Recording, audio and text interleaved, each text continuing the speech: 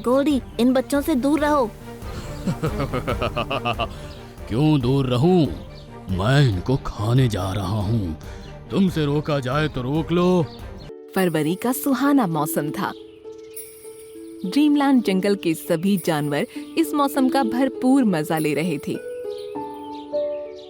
शाम के टाइम एक अजीब तरह का शोर हुआ और सभी पक्षी और जानवरों का ध्यान उस तरफ चला गया।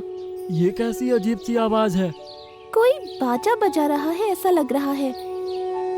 सभी मिलकर इस आवाज का पीछा करते हुए एक जगह पहुंचे। उन्होंने देखा कि मोंटू बंदर पेड़ के सामने खड़े होकर अपने मुंह से शंख फूंक रहा था। मोंटू भैया, ये तुम क्या कर रहे हो? पेड़ पर बनी इस आकृति को देखो, तुम लोग शायद इसको समझ नहीं पाओगे। पेड़ पर शिवलिंग की आकृति बनी हुई थी। ये क्या चीज है? इसे शिवलिंग कहते हैं। इंसान अपने दुख परेशानियों से छुटकारा पाने के लिए भगवान की पूजा करते हैं। हर शिवरात्रि को भगवान शिव को खुश करने के लिए वो एक खास पूजा करते हैं। और अगले महीने तो महाशिवरात्रि आ रही है। इस रात का महत्व और ज्यादा होता है, इसलिए इस रात वो लोग उपवास रखते हैं और पूरी रात जागकर शिव जी की भक्ति में लीन रहते हैं। तो क्या अगर हम जंगल वासियों पर भी कोई मुसीबत आए तो भगवान शिव हमारी मदद करेंगे? अगर हमारी श्रद्धा उनके लिए सच्ची होगी तो जरूर करेंगे। जानवरों को उसकी बातें समझ तो नहीं आ रही थी, लेकिन फिर भी उन्होंने उसको पूजा करने से नहीं रोका। एक दिन मैना अपने दोनों बच्चों के साथ अपने घोंसले में बैठी थी। बच्चों, मैं तुम दोनों के लिए खाना लेकर आती हूँ, तुम यहीं रहना। अगर कोई तुमको नुकसान पहुँचाने के इरादे से आए तो तुम लोग शोर मचा देना। ठीक है मम्मी, हम ऐसा ही करेंगे। मैना अपने बच्चों को छोड़कर चली गई। थोड़ी देर बाद वहाँ से गोल्डी बाज भूख के मारे शिकार ढूंढता हुआ गुजरा। अरे वाह, एकदम ताजे ताजे बच्चे, मजा आ जाएगा। कहते हुए वो उनके घोंसले के पास पहुँच गया। बचाओ बचाओ, बाज आ गया, बचाओ। बच्चों की आवाज सुनकर बाकी सभी पक्षियों ने उस तरफ देखा। गोल्डी, इन बच्चों से दूर रहो। क्यों दूर रहूं? मैं इनको खाने जा रहा हूँ। तुमसे रोका जाए तो रोक लो। सभी पक्षियों ने एक साथ उस पर हमला बोलने की ठानी और उस तरफ उड़ गए, लेकिन गोल्डी इन सभी से साइज में बहुत बड़ा था।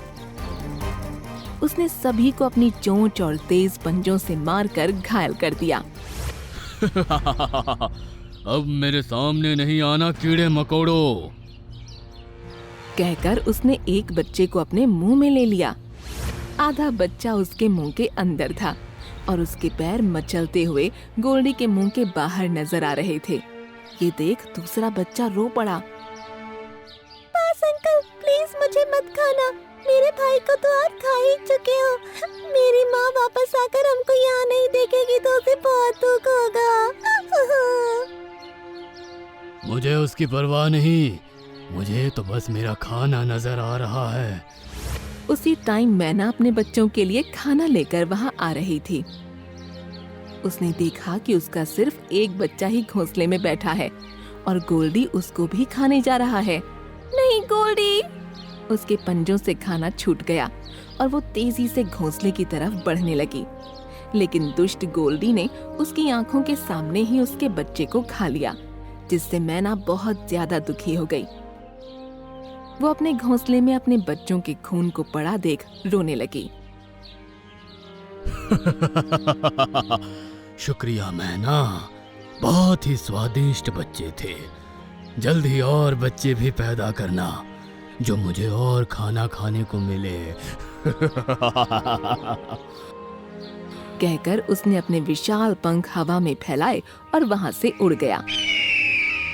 कुछ देर बाद मोंटू बंदर वहां पहुंचा तो जख्मी हुए पक्षियों ने उसको सब कुछ बताया।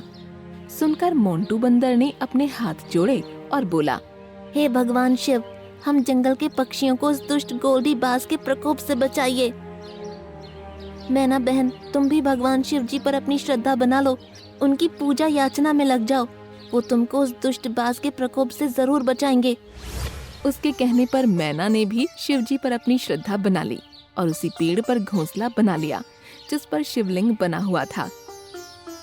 वो भी अब रोजाना मोंटू बंदर के साथ शिव पूजा करने लगी।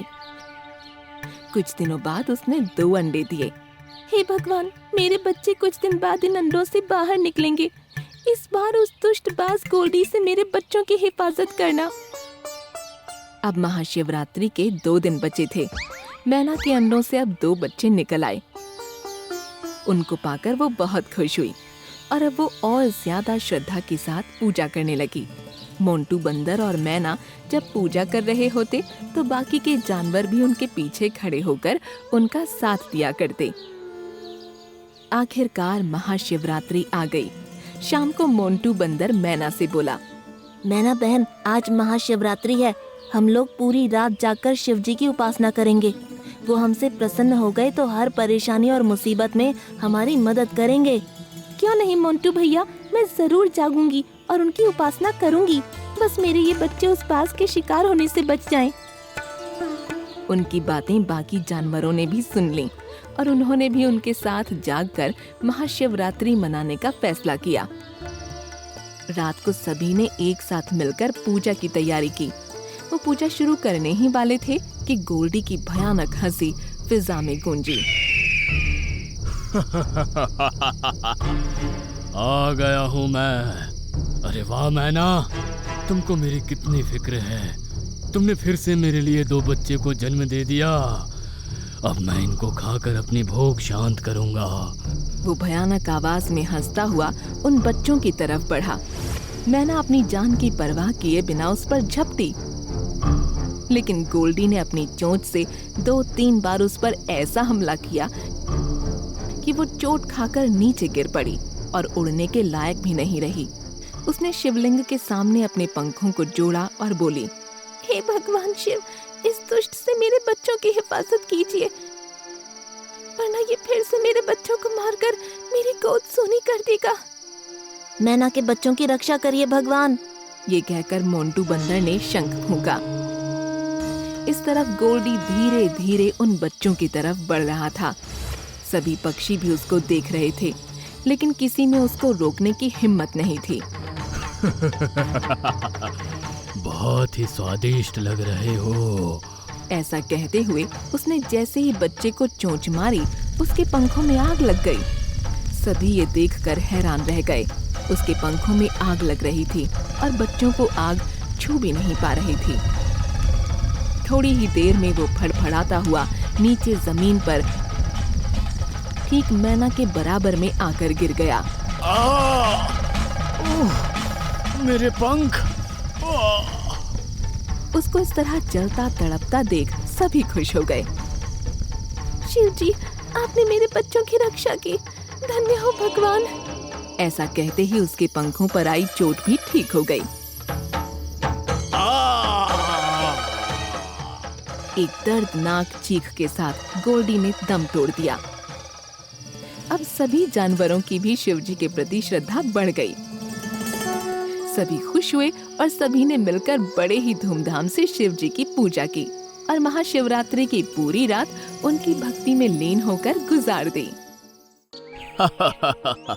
तुम तो बच्चे हो, बच्चे ही रहोगी। तुमको बस खाने की पड़ी होती है। अरे कीड़े तो हम एक दिन में खाकर खत्म कर देंगे, लेकिन हमें जिंदा रहने के लिए तो खेती करनी पड़ेगी ना, ताकि हम बरसात के मौसम में आराम से बैठकर खा सके। झिलमिल और कुमकुम चिड़िया दोनों सगी बहनें थी। झिलमिल मेहनती थी, लेकिन कुमकुम लालची थी। दोनों एक दिन पेड़ की डाल पर बैठी थी। कुमकुम, मैं सोच रही थी कि हमें कुछ खेती करनी चाहिए, जिससे हमारा गुजर बसर हो सके और हमें दाने की तलाश में ना जाना पड़े। बहन, तुम तो सही कह रही हो, लेकिन हम खेती करेंगे किस चीज की? हमें तो कुछ उगाना भी नहीं आता, फिर हम खेती कैसे करेंगे? तू उसकी चिंता मत कर, हम बास चाचा से जाकर पूछ लेंगे, उन्हें बड़ी अच्छी खेती करना आता है। बात तो सही कह रही है, चल बास चाचा के पास चलते हैं। दोनों उड़कर हरिया बाज के पास पहुंच जाते हैं। हरिया अपना काम कर रहा था। बास चाचा, तुम क्या कर रहे हो? अरे कुछ नहीं, बस खेतों का ही काम कर रहा था। ऐसी दवाई बना रहा था जिससे फसलों में कीड़ा ना लगे और मेरी फसल बहुत अच्छी हो जाए। लेकिन ये तो बहुत अच्छी बात है, फसलों में कीड़ा लगेगा तभी तो हमें कीड़े खाने को मिलेंगे। तुम तो बच्चे हो, बच्चे ही रहोगी। तुमको बस खाने की पड़ी होती है। अरे कीड़े तो हम एक दिन में खाकर खत्म कर देंगे, लेकिन हमें जिंदा रहने के लिए तो खेती करनी पड़ेगी ना, ताकि हम बरसात के मौसम में आराम से बैठकर खा सके। चाचा, तुम्हारी बात बिल्कुल सही है, हम इसी काम से तुम्हारे पास आए थे। अच्छा, आज कौन सा काम था ऐसा तुम दोनों छोटी चिड़ियों को? चाचा, हम चाहते हैं कि हम भी खेती करें, लेकिन समझ नहीं आ रहा है कि हम किसकी खेती करें। अरे तुम दोनों को खेती करने की क्या जरूरत है? तुम दोनों मेरे यहाँ से ही दाना पानी लेकर चली जाना। चाचा, हम भी मेहनत करना सीखना चाहते हैं। तो एक काम करो, मेरे पास मटर के बीज रखे हैं, तुम दोनों मटर की खेती कर लो। हरिया उनको खेती के बारे में सब बता देता है। दोनों अपने घर के पास आ जाती हैं। ये जगह बहुत अच्छी है हमारी खेती करने के लिए, हमें इस जगह पर ही खेती करनी चाहिए। कुमकुम लालची किस्म की तो थी ही, वो कुछ सोच कर कहती है, नहीं नहीं, ये तो हमारे घोंसले से बहुत दूर हो जाएगा। तुम ऐसा करो, मेरे घोंसले के पास खेत बना लो, मैं वहाँ से उस पर निगरानी भी करती रहूंगी। अरे वाह, ये तो बहुत अच्छा रहेगा। दोनों चिड़िया मेहनत से खेत बनाती हैं, उसमें मटर उगाती हैं, खेत में मटर आ जाती है।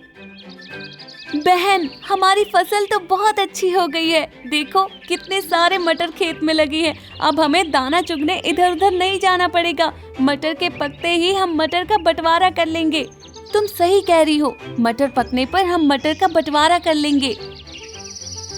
दोनों चिड़िया रात में अपने अपने घोंसले में सोने जाती हैं। तब कुमकुम सोचती है, अगर मटर का बंटवारा हुआ तो हमें बराबर बराबर मटर मिलेंगे। क्यों ना मैं ऐसा करूं कि झिलमिल से छुपकर थोड़े से मटर पहले से ही अपने घोंसले में लाकर रख लूं। वो ये सोचकर खेत की तरफ जाती है और रात में मटर के कच्चे दाने उठाकर अपने घोंसले में रखने लगती है। रात भर वो यही करती रहती है, जिससे बहुत सारे मटर के दाने इकट्ठे हो जाते हैं। अगली सुबह, ये हमारे खेत की फसल कौन बर्बाद कर गया है? ऐसा लग रहा है जैसे कोई मटर चुरा कर ले गया हो। बहन, होगा कोई जलनखोर, चल तू इतनी उदास मत हो, जिसका नसीब का था वो ले गया। कुछ दिनों बाद दोनों चिड़िया खेत पर जाती हैं। अब मटर भी पक गई हैं, अब हमें बंटवारा कर लेना चाहिए। हाँ, तू सही कह रही है। दोनों मटर के दानों को बांट लेते हैं और अपने अपने घोंसले में रख लेते हैं। झिलमिल अपने घोंसले में आकर कहती है, कितनी मेहनत से हमने मटर उगाई थी, लेकिन ना जाने किसने चोरी कर ली। खैर जो भी हो, मुझे जितनी मटर मिली है ये मेरे लिए बहुत है।